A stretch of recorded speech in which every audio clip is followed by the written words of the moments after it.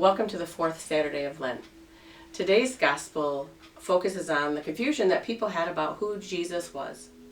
Imagine the scene. Jesus is preaching to a large crowd of people. He's winning them over with his message of love and mercy. And some of the crowd is confused by this. They think maybe he's just a prophet. Others think he's the Christ. And then another camp speaks up and says, I'm not buying it. The scripture says that the Messiah is supposed to come from Bethlehem and not Galilee.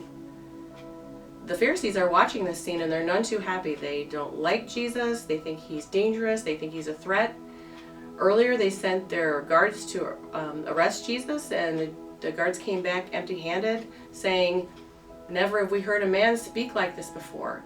And this infuriated the Pharisees because they knew that Jesus was winning people over. To add insult to injury, Nicodemus, one of their own, stood up for Jesus and said, hey, the scripture says, or the law says, that a person should be heard before they're judged. The Pharisees blew up at Nicodemus and said, you fool, you're ignorant. Read the scriptures. Clearly, the Messiah is supposed to come from Bethlehem and not Galilee. And they stormed off.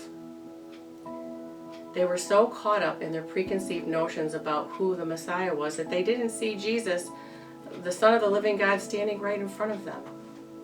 I think that we all have a little Pharisee in us from time to time when we get caught up in our own prejudices and short-sightedness. The confusion and debate over who Jesus is still rages on today, whether it's in our hearts or in our minds, in debates with people or on the internet. Regardless of who you are on your journey, where you are on your journey with Jesus, I invite you to insert yourself in that scene, that gospel scene today. Imagine during the heated debate, Jesus walks up to you and says, who do you say that I am?